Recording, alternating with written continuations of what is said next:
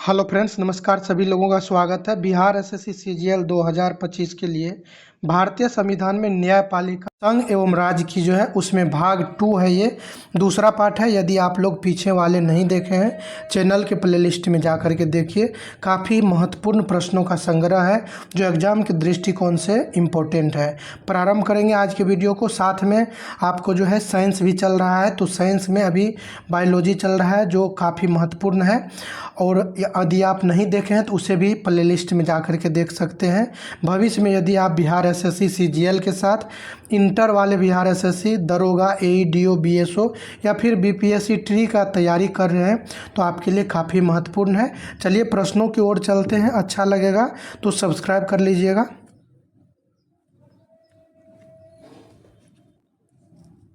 आज का पहला प्रश्न है, भारत के राज्य क्षेत्र में किसी उच्च न्यायालय की सिविल दांडिक या अन्य कार्यवाही में दिए गए किसी निर्णय की अपील उच्चतम न्यायालय में किस अनुच्छेद के तहत होगी? तो 132 के तहत। इसको ध्यान से समझिए कि भारत के राज्य क्षेत्र में किसी उच्च न्यायालय की सिविल दांडिक या अन्य कार्यवाही में दिए गए किसी निर्णय की अपील उच्चतम न्यायालय में किस अनुच्छेद के तहत होगी? तो यदि आप अपील करना चाहते हैं उच्चतम न्यायालय में तो 132 के तहत करेंगे। तो अपीलीय उच्च न्यायालय का चर्चा है 132 में। सिविल विषयों से संबंधित उच्चतम न्यायालय की अपीलीय अधिकारिता किस विषय से संबंधित है? तो यहाँ पे ध्यान दीजिए, सिविल विषय से यदि संबंधित है और उच्चतम न्यायालय में आप अपील करना चाहते हैं, अनुच्छेद 133 के तहत आप कर सकते हैं। अगला है उच्च न्यायालय के एकल न्यायाधीश। ध्यान दीजिए, यहाँ उच्च न्यायालय है। उच्च न्यायालय के एकल न्यायाधीश के आदेश के विरुद्ध अपील किस न्यायालय में की जा सकती है? तो उच्च न्यायालय में अनुच्छेद 133(3). उच्च न्यायालय के एकल न्यायाधीश के आदेश के विरुद्ध अपील किस न्यायालय में की जा सकती है? उच्च न्यायालय में अनुच्छेद 133(3). यहाँ पे आप समझिए एक चीज़ लग रहा है, इरर है। उच्च न्यायालय के एकल न्यायाधीश के आदेश के विरुद्ध जो अपील करेंगे तो यहाँ पे उच्चतम न्यायालय होना चाहिए। एक बार चेक कर लीजिएगा, बाकी मैं भी चेक करूँगा इसको। तो उच्चतम न्यायालय होना चाहिए। नेक्स्ट है, किस अनुच्छेद के तहत उच्चतम न्यायालय को आपराधिक मामलों के विरुद्ध अपीलीय क्षेत्राधिकार प्राप्त है? तो यहाँ पे सिविल के मामले में 133 है और यहाँ पे दिया गया है उच्चतम न्यायालय को जो है किस अनुच्छेद के तहत जो है उच्चतम न्यायालय को आपराधिक मामलों के विरुद्ध अपीलीय क्षेत्राधिकार है। तो आपराधिक मामलों में 134 के तहत, सिविल मामलों में 133 के तहत। नेक्स्ट है, संविधान का कौन सा अनुच्छेद उच्चतम न्यायालय को अपील के लिए अवशिष्ट शक्ति प्रदान करता है? तो संविधान का कौन सा अनुच्छेद है जो उच्चतम न्यायालय को अपील के लिए अवशिष्ट शक्ति प्रदान करता है? अपील के लिए, अपील करने के लिए जो अवशिष्ट शक्ति है 136 में दिया गया है। सिविल मामलों को लेकर अपील करना चाहते हैं 133, आपराधिक मामले में 134 और अपील के मामले में जो अवशिष्ट शक्तियाँ हैं हाई कोर्ट, सुप्रीम कोर्ट को 136 के तहत। अगला है, सर्वोच्च न्यायालय के अपीलीय क्षेत्राधिकार के तहत कौन अनुच्छेद संबंधित है? तो सर्वोच्च न्यायालय के अपीलीय क्षेत्राधिकार के तहत जो है 132 से लेकर के 136 तक है। 132 से लेकर के 136।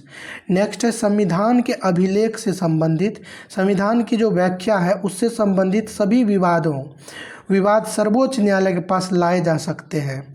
उच्च न्यायालय का यह क्षेत्राधिकार किसके अंतर्गत आता है? ध्यान से समझिए, कह रहा है कि संविधान की व्याख्या से संबंधित सभी विवाद जो है सर्वोच्च न्यायालय के पास लाए जा सकते हैं।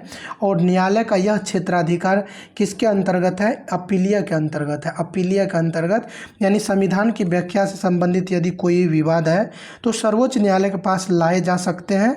और यह कैसा है अधिकार? अपीलीय अधिकार है, अपीलीय अधिकार। उच्चतम न्यायालय की अपीलीय अधिकारिता में क्या क्या शामिल है? ध्यान से समझिए। संविधान की व्याख्या से संबंधित मामले, व्याख्या से संबंधित 132 में है। ध्यान से समझिए, व्याख्या बहुत से क्या होता है व्याख्या, तो व्याख्या से संबंधित मामले 132 में है। सिविल जो है यहाँ पे लॉ को जब आप उल्टा करेंगे तो 133 आ जाएगा। तो सिविल संबंधित मामले जो है अपीलीय क्षेत्राधिकार में आता है और 133 में है। आपराधिक मामले में जो आप अपील करेंगे तो 134 के तहत करेंगे। आपराधिक मामले में 134 के तहत, और यहाँ पे नेक्स्ट है विशेष इजाज़त से संबंधित अपीलीय मामले यानी अवशिष्ट मामले 136 में दिया गया है। तो ये सब जो है संविधान का अपीलीय अधिकारिता है। कौन सा? संविधान की व्याख्या से संबंधित मामले, यानी व्याख्या 132 में है, अपीलीय है। सिविल मामलों से संबंधित जो है ये 133 में है, आपराधिक मामला 134 में है, और विशेष इजाज़त से संबंधित अपीलीय मामला या अवशिष्ट मामला जो है 136 में दिया गया है। तो ये आपको ध्यान रखना है। नेक्स्ट है भारत में कौन से न्यायालय अभिलेख न्यायालय कहे जा सकते हैं? भारत में कौन से न्यायालय अभिलेख न्यायालय कहे जा सकते हैं? तो उच्चतम न्यायालय जो अभिलेख न्यायालय होंगे 129 के तहत, अभिलेख न्यायालय होंगे 129 के तहत, और उच्च न्यायालय जो अभिलेख न्यायालय होंगे 215। तो इसको ध्यान से समझ लीजिए कि उच्चतम न्यायालय अभिलेख न्यायालय होंगे, यानी उच्चतम न्यायालय यदि कोई फैसला सुनाता है तो उसको जो है रिकॉर्ड में रखा जा सकता है कि भविष्य में उसका अनुसरण किया जा सके। तो इसलिए उच्चतम न्यायालय अभिलेख न्यायालय है 129 के तहत, उच्च न्यायालय जो अभिलेख न्यायालय होगा 215 के तहत।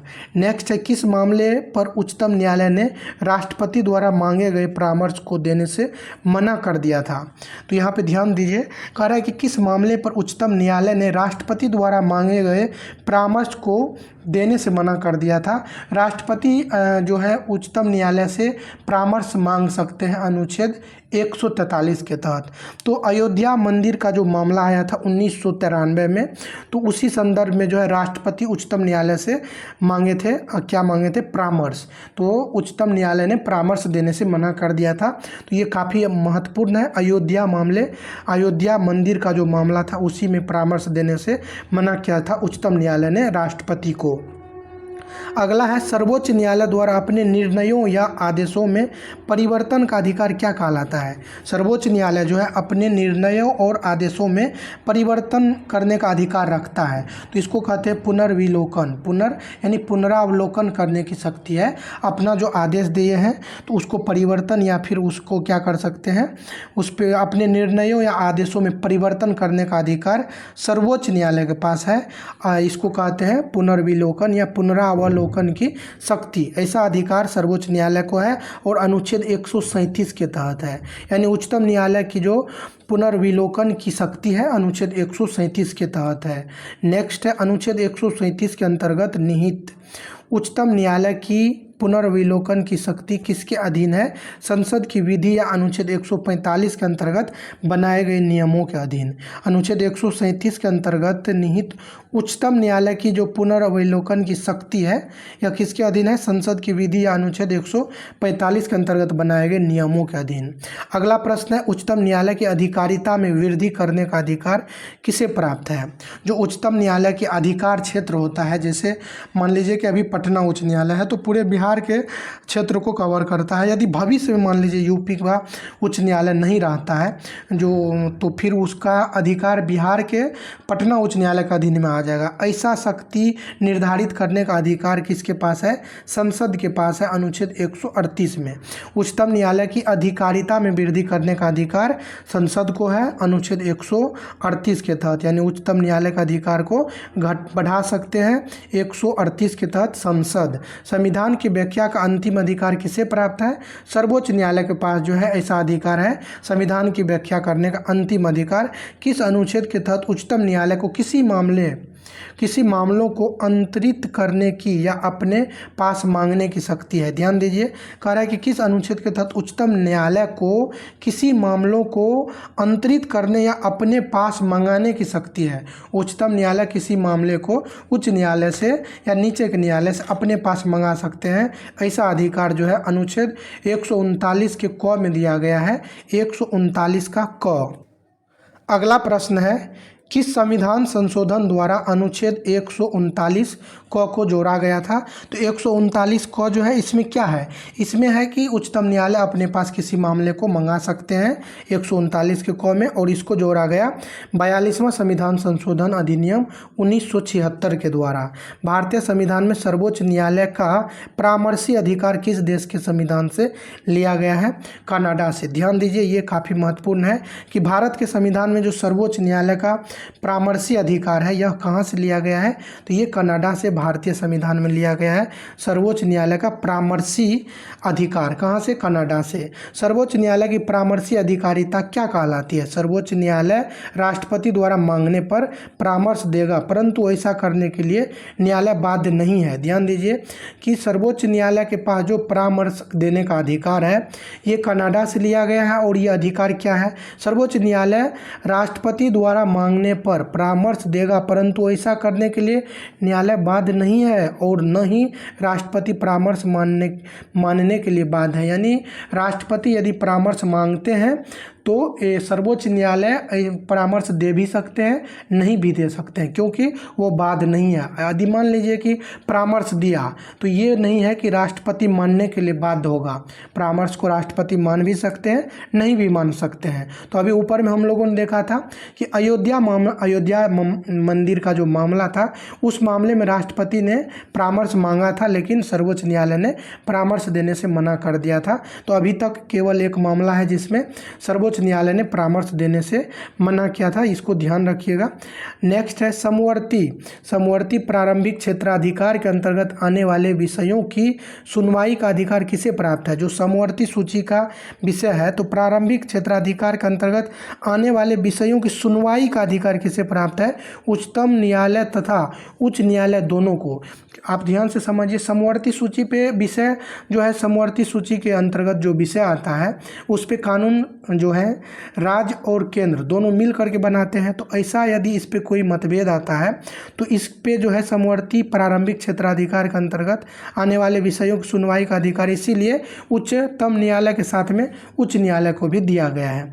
अब यहाँ पे जो है बंदी प्रत्यक्षीकरण है, ये इसको ध्यान से समझिए। 5 प्रकार के जो रीट जारी करते हैं, बंदी प्रत्यक्षीकरण उसमें एक रीट है।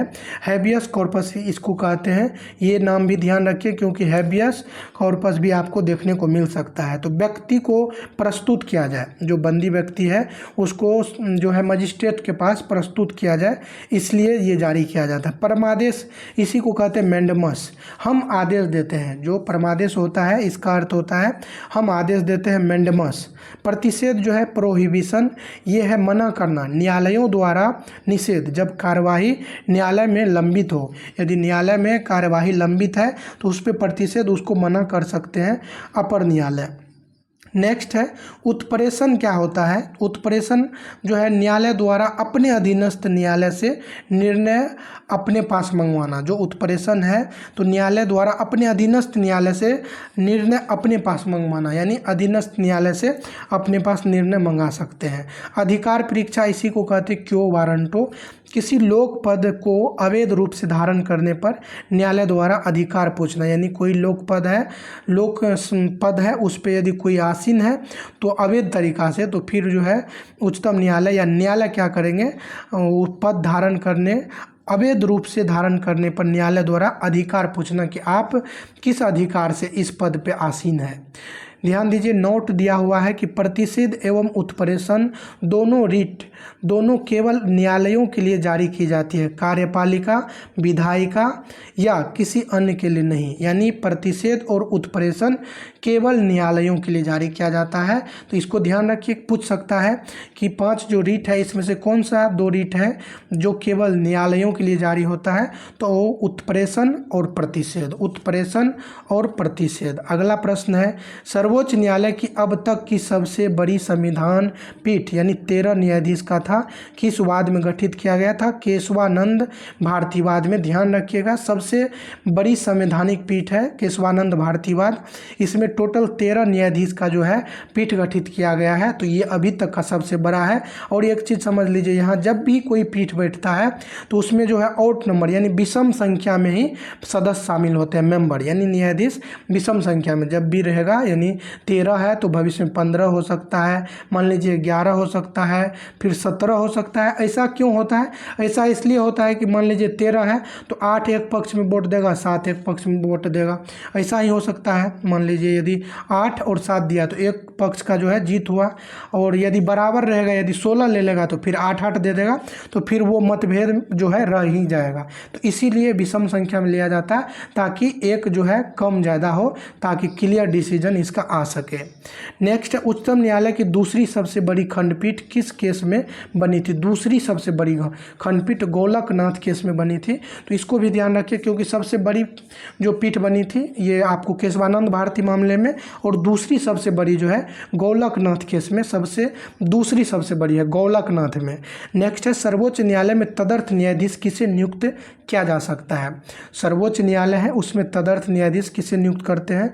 उच्च न्यायालय के न्यायाधीशों को। उच्च न्यायालय के न्यायाधीश को ध्यान से समझिए। ऊपर हम लोगों ने देखा था कि तदर्थ न्यायाधीश नियुक्त करने के लिए जो है किससे परामर्श करना पड़ता था? संबंधित राज्य के मुख्य न्यायाधीश से, क्योंकि जिस राज्य के उच्च न्यायालय से तदर्थ न्यायाधीश को लिया जा रहा है तो उस राज्य के जो मुख्य न्यायाधीश हैं वहाँ से तो परामर्श लेना ही पड़ेगा। तो सर्वोच्च न्यायालय में तदर्थ न्यायाधीश किसे नियुक्त किया जा सकता है? उच्च न्यायालय के न्यायाधीश को। सर्वोच्च न्यायालय में अपील के लिए अनुच्छेद 132, 133 तथा 134 एक का ग किस अनुच्छेद के अनुसार उच्च न्यायालय प्रमाण पत्र जारी करता है? 134 क के तहत।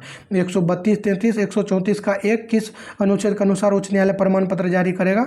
134 क के तहत। नेक्स्ट प्रश्न है, किसी विषय में सर्वोच्च न्यायालय को अपीलीय क्षेत्राधिकार किस अनुच्छेद के तहत दी गई है? किसी विषय में सर्वोच्च न्यायालय को अपीलीय क्षेत्राधिकार किस अनुच्छेद के तहत दी गई है? तो ये दी गई है अनुच्छेद 134 के तहत। 134 ध्यान रखिए। नेक्स्ट है, दांडिक उच्च न्यायालय। दांडिक उच्च न्यायालय द्वारा दिए गए दंडादेशों की अपील उच्चतम न्यायालय में कब हो सकती है? जब उच्च न्यायालय ने मृत्यु दंड का आदेश दिया हो। यहाँ पे प्रश्न है कि दांडिक उच्च न्यायालय द्वारा दिए गए दंडादेश की अपील उच्चतम न्यायालय में अपील कब हो सकती है? जब उच्च न्यायालय ने मृत्यु दंड का आदेश दिया है तो फिर आप उच्चतम न्यायालय में जा सकते हैं। अगला प्रश्न देखते हैं कि किसी उच्च न्यायालय द्वारा किसी सिविल कार्यवाही में दिए गए आदेश या डिक्री की आदि की अपील उच्चतम न्यायालय में किन आधारों के लिए की जा सकती है? जब उच्च न्यायालय ने यह प्रमाणित कर दिया हो कि उस मामले में विधि का कोई सारवन प्रश्न सम्मिलित है, उसकी राय में वह प्रश्न सर्वोच्च न्यायालय द्वारा विनिश्चित किया जाना चाहिए। यदि सर्वोच्च न्यायालय द्वारा विनिश्चित किया जाना चाहिए, ऐसा यदि कुछ कह देता है तो फिर उसको अपील किया जा सकता है सर्वोच्च न्यायालय में। अब यहाँ से समझिए लोकहितवाद क्या है। लोकहितवाद जो है ये क्या है, इम्पोर्टेंट है, इसको समझिए। ऐसे वाद जो लोकहित के उद्देश्य से न्यायालय में पेश किए जाते हैं, यानी लोकहित मतलब जनता के हित, लोगों के हित के उद्देश्य को रखते हुए न्यायालय में पेश किए जाते हैं, जो अपनी निर्धनता या अन्य कारणवश न्यायालय से न्याय प्राप्त करने में असमर्थ है। अपनी निर्धनता या अन्य कारण से न्याय प्राप्त करने में असमर्थ है, उनकी विधिक या संवैधानिक अधिकारों को लागू कराने के लिए लाया गया वाद ही लोकहितवाद कहलाता है। तो इसको आप समझ गए होंगे कि लोकहितवाद ऐसा वाद है जो लोगों के हित से जुड़ा हुआ है और इसको प्राप्त करने में या तो आर्थिक रूप से निर्धन है या फिर कोई अन्य कारण है जिस कारण से वह न्याय प्राप्त करने में असमर्थ है। तो ऐसे ही विधिक संवैधानिक अधिकार को लागू कराने के लिए एक वाद आता है, इसी को कहते हैं लोकहितवाद। लोकहितवाद अब समझ गए होंगे। अगला प्रश्न है, भारत में जो जनहित याचिका की शुरुआत है कब हुई थी? भारत में जनहित याचिका की शुरुआत हुई थी न्यायिक पहल द्वारा 1980 में। जनहित याचिका न्यायिक पहल द्वारा 1980 में। भारत में लोकहितवाद को प्रारंभ करने का श्रेय किसको है? तो न्यायाधीश PN भगवती। लोकहितवाद को प्रारंभ करने का PN भगवती और कृष्ण अय्यर साहब। PN भगवती के साथ में कौन थे? कृष्ण अय्यर साहब। भारत में लोकहितवाद की शुरुआत कहाँ से हुई थी? काफ़ी महत्वपूर्ण है कि भारत में जो लोकहितवाद है इसकी शुरुआत कहाँ से हुई थी? भागलपुर बिहार। ये तो काफ़ी इम्पोर्टेंट है क्योंकि ये बिहार के एग्जाम के दृष्टिकोण से तो बिल्कुल महत्वपूर्ण है। तो भारत में लोकहितवाद की शुरुआत कहाँ से हुई थी? भागलपुर बिहार से। लोकहितवाद किस न्यायालय में प्रस्तुत किया जा सकता है? तो ये कटा हुआ है। चलिए, लोकहितवाद की अवधारणा अपनाने के लिए उच्चतम न्यायालय की अधिकारिता किस अनुच्छेद के अंतर्गत व्यापक हो गई? तो लोकहितवाद जो है अपनाने के लिए उच्चतम न्यायालय में हम जा सकते हैं। यहाँ पे भी कटा हुआ है, तो इस प्रश्न का तो समझ लीजिए कि लोकहितवाद किस न्यायालय में प्रस्तुत किया जा सकता है, तो जो है उच्चतम न्यायालय में भी प्रस्तुत किया जा सकता है। उच्चतम न्यायालय के न्यायाधीशों की संख्या की वृद्धि करने की शक्ति, यानी उच्चतम न्यायालय में न्यायाधीशों की संख्या वृद्धि करने की शक्ति संसद के पास है। अधिकार भी बढ़ा सकता है और न्यायाधीश की संख्या भी बढ़ा सकते हैं। कौन? संसद। अगला है भारतीय नागरिकों के अधिकारों को संरक्षित करने में उच्चतम न्यायालय सर्वोच्च न्यायालय की अपेक्षा बेहतर स्थिति में है। ऐसा क्यों कहा जा सकता है? भारतीय नागरिकों के अधिकारों को संरक्षित करने में उच्च न्यायालय जो है सर्वोच्च न्यायालय की अपेक्षा बेहतर स्थिति में है। ऐसा क्यों कह सकते हैं? क्योंकि सर्वोच्च न्यायालय केवल मौलिक अधिकारों के संरक्षण के लिए रिट जारी कर सकता है। तो सर्वोच्च न्यायालय केवल मौलिक अधिकारों के लिए रिट जारी कर सकता है, इसीलिए। और उच्च न्यायालय जो है सभी के लिए कर सकते हैं, तो इसीलिए जो है सर्वोच्च न्यायालय से महत्वपूर्ण है उच्च न्यायालय।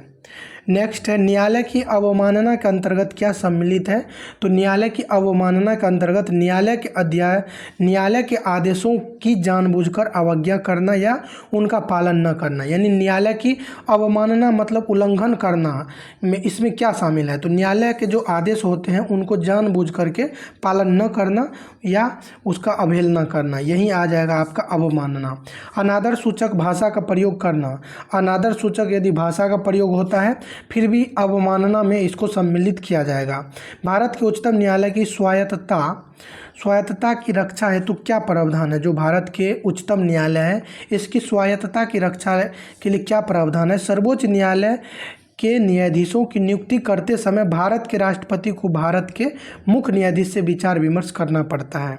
तो स्वायत्तता की रक्षा हेतु जो है सर्वोच्च न्यायालय के न्यायाधीशों की नियुक्ति करते समय भारत के राष्ट्रपति को भारत के मुख्य न्यायाधीश से विचार विमर्श करना पड़ता है, यानी मुख्य न्यायाधीश से विचार विमर्श करके अन्य न्यायाधीश को नियुक्त किया जा सकता है। न्यायाधीशों का वेतन भत्ता भारत की संचित निधि पर आरोपित है। जो न्यायाधीश है वेतन भारत की संचित निधि पर आरोपित होता है, जिस पर विधानमंडल को अपना मत नहीं देना होता है। विधानमंडल अपना मत नहीं देंगे।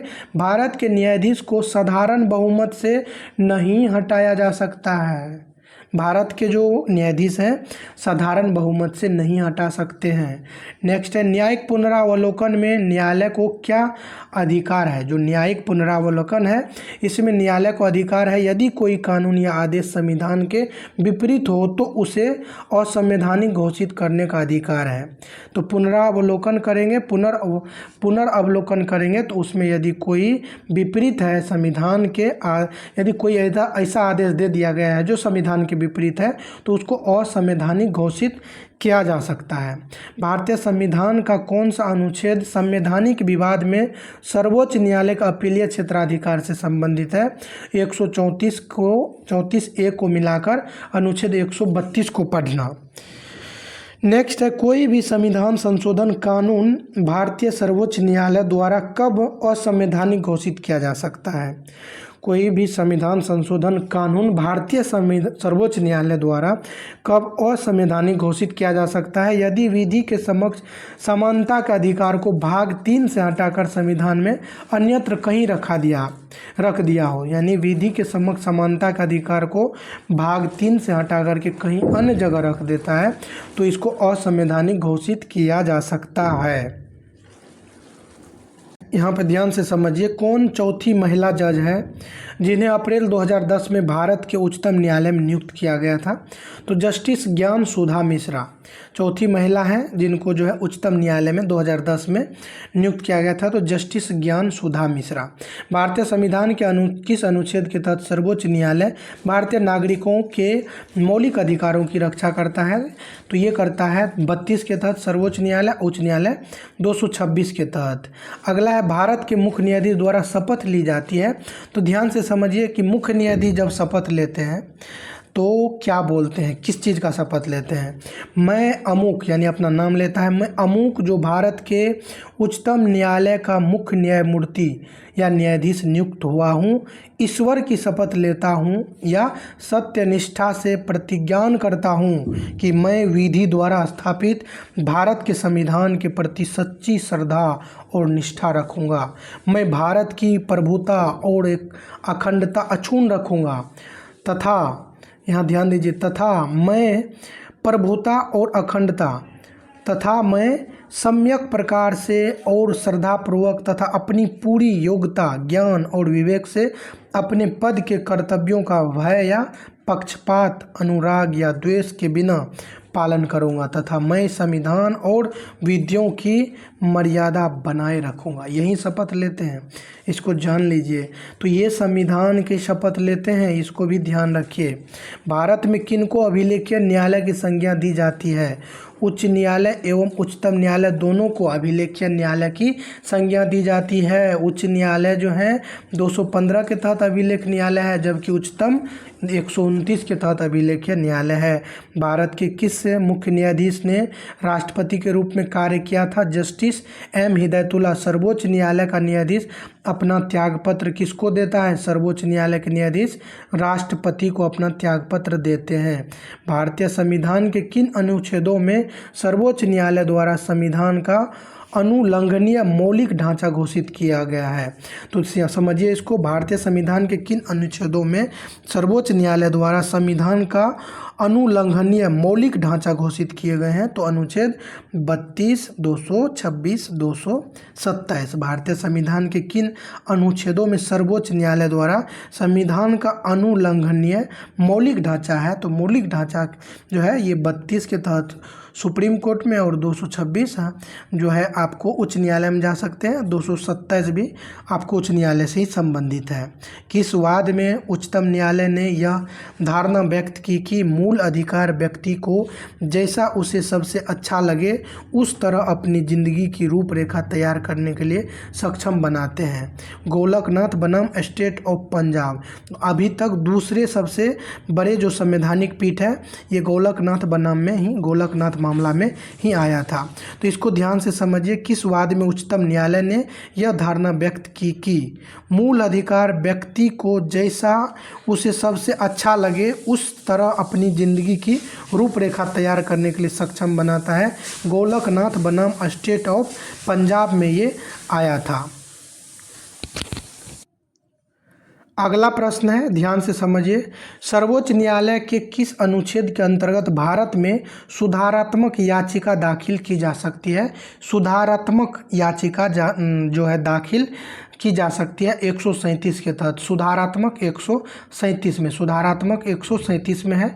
सुधारात्मक याचिका का प्रावधान सर्वप्रथम किस मामले में लाया गया था? तो रूपा अशोक हुर्रा मामले। सुधारात्मक याचिका का जो प्रावधान है सबसे पहले रूपा अशोक हुर्रा मामले में लाया गया था। न्यायिक पुनरावलोकन में न्यायालय को क्या अधिकार है? न्यायिक जो पुनरावलोकन होता है इसमें न्यायालय को क्या अधिकार है, इसको समझिए और एक एक चीज़ को जानिए। यहाँ पे है, यदि कोई कानून या आदेश संविधान के विपरीत हो तो उसे अवैध या असंवैधानिक घोषित करना, ये न्यायिक पुनरावलोकन हो गया। सर्वोच्च न्यायालय को अपने द्वारा सुनाए गए निर्णय या दिए गए आदेश का पुनरावलोकन करने की शक्ति प्राप्त है। तो ये जो है न्यायिक पुनरावलोकन है। भारत में न्यायिक पुनरावलोकन की शक्ति का प्रयोग किसके द्वारा किया जाता है? तो न्यायिक पुनरावलोकन की जो शक्ति है सर्वोच्च न्यायालय तथा उच्च न्यायालय दोनों के द्वारा। समझिए यहाँ पे ये आपको स्पष्ट ध्यान रखना, न्यायिक पुनरावलोकन कौन कौन कर सकता है? सर्वोच्च न्यायालय तथा उच्च न्यायालय दोनों कर सकता है। दोनों जो है अपने जो है न्याय या आदेश को अवलोकन कर सकते हैं, यानी पुनर्अवलोकन कर सकते हैं। भारतीय संविधान में न्यायिक पुनरावलोकन कहाँ से लिया गया है? तो संयुक्त राज्य अमेरिका से न्यायिक पुनरावलोकन लिया गया है, इसको ध्यान रखिए। न्यायिक पुनरावलोकन का प्रावधान कहाँ कहाँ है? तो भारत और यूएसए दोनों में है।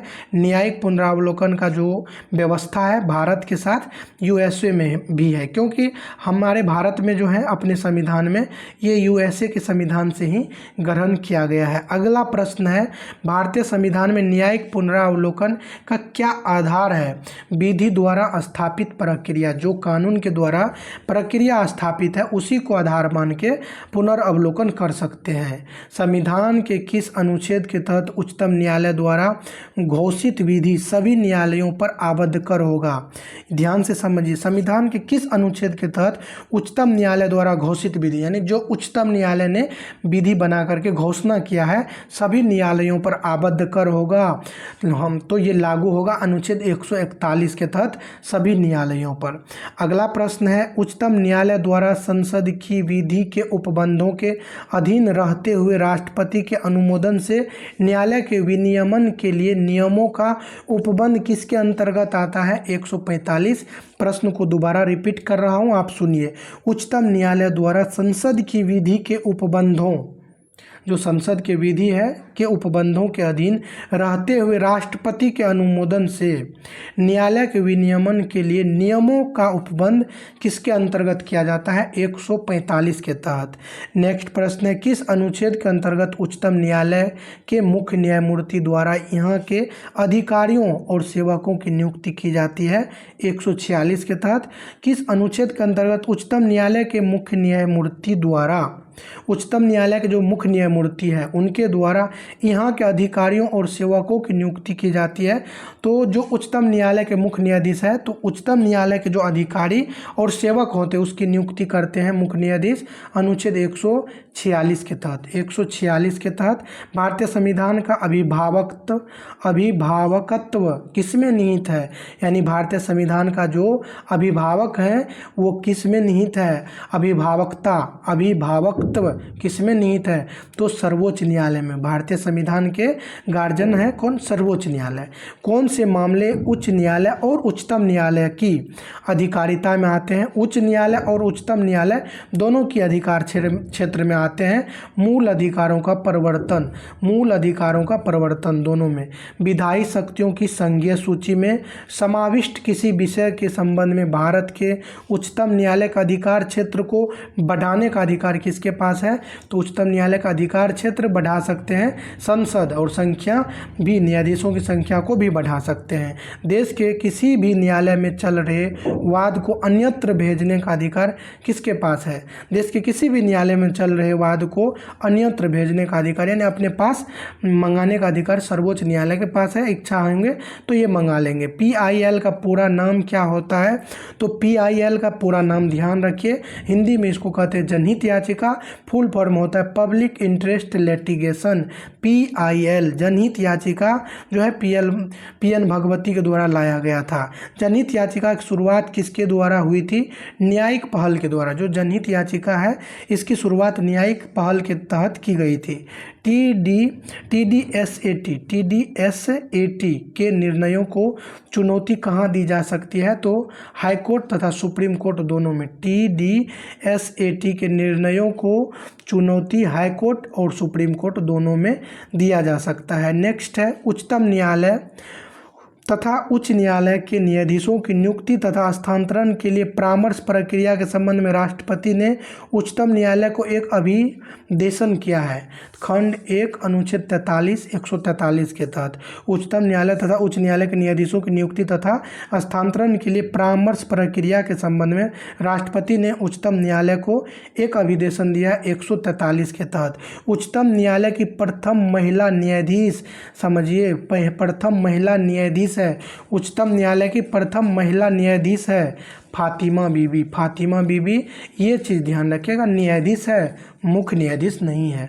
उच्चतम न्यायालय में अभी तक कोई महिला नहीं है जो मुख्य न्यायाधीश बनी हो। तो उच्चतम न्यायालय की प्रथम महिला न्यायाधीश बनी है फातिमा बीबी, और ये जो है केरल से संबंधित है, इनकी अभी जो है मृत्यु हो गई है। तो ये भी ध्यान रखिएगा कि ये जो है फातिमा बीबी उच्चतम न्यायालय में प्रथम महिला न्यायाधीश रह चुकी है। भारत के प्रथम दलित मुख्य न्यायाधीश जो है के जी बालकृष्णन, ये भी ध्यान रख लीजिए, के जी बालकृष्णन। भारत के मुख्य न्यायाधीश के पद पर सबसे लंबी अवधि तक कार्य करने वाले व्यक्ति कौन है?